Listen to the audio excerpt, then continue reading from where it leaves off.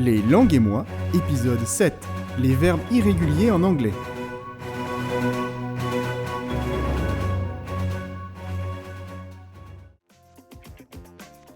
Bienvenue pour ce 7e épisode des langues et moi. Aujourd'hui, je vais t'aider à optimiser ton apprentissage des verbes irréguliers en anglais. Alors si tu veux en savoir plus, reste à l'écoute. Les verbes irréguliers, c'est le grand classique de l'apprentissage de l'anglais. Nous sommes presque tous et toutes passés par cette liste interminable de verbes à apprendre par cœur. Moment agréable pour certains, horrible cauchemar pour d'autres, je vais te donner quelques astuces pour que cette corvée devienne à la fois plus facile, plus agréable et surtout plus efficace. La première chose à savoir est que s'attaquer à une liste trop longue peut s'avérer fastidieux et vraiment peu productif. Avant de te lancer, prends une liste et trie les verbes pour récupérer les verbes les plus utiles.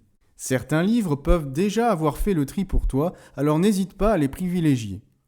En clair, lorsque tu vois un verbe et que tu es absolument sûr de ne jamais l'utiliser, dans une conversation par exemple, supprime-le de ta liste. De toute façon, tu pourras l'ajouter à tout moment si tu changes d'avis. Lorsque tu as créé ta liste restreinte, regroupe les verbes par famille. À titre d'exemple, le verbe to blow, blew, blown se forme exactement comme le verbe to grow, grew, grown, mais aussi comme le verbe to fly, flew, flown.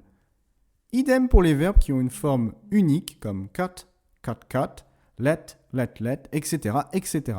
Apprends chaque famille séparément et tu verras que cela ira beaucoup plus vite, puisque tu sais déjà comment se forment tous les verbes de cette famille. La deuxième chose est de t'entraîner à mettre les verbes dans un contexte, en faisant des petites phrases. En effet, apprendre les verbes de façon mécanique, comme tu le faisais au collège par exemple, n'a absolument aucun intérêt si tu n'es pas capable de construire la moindre phrase. Prends un verbe de chaque famille et lorsque tu révises, fais une phrase avec les deux formes de l'irrégulier, c'est-à-dire une phrase avec le prétérit, souvent la deuxième colonne, et une phrase avec le participe passé, la troisième colonne. Tu vas vite acquérir des automatismes, comme par exemple savoir que la troisième colonne s'emploie souvent avec l'auxiliaire avoir, avec un temps qu'on appelle le perfect. Tu emploieras la deuxième colonne avec une indication passée.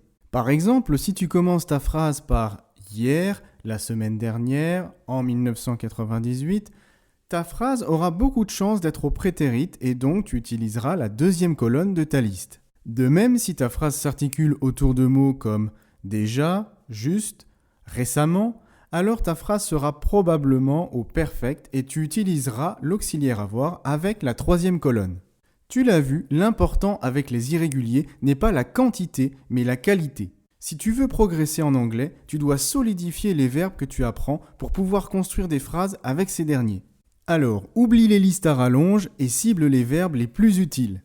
Lorsque tu révises, construis toujours des phrases avec ces verbes. Et tu verras que les irréguliers te sembleront bien plus utiles qu'auparavant. Et voilà, j'espère que ces conseils te seront utiles, je te souhaite un bon apprentissage et à bientôt pour un prochain épisode des langues et moi.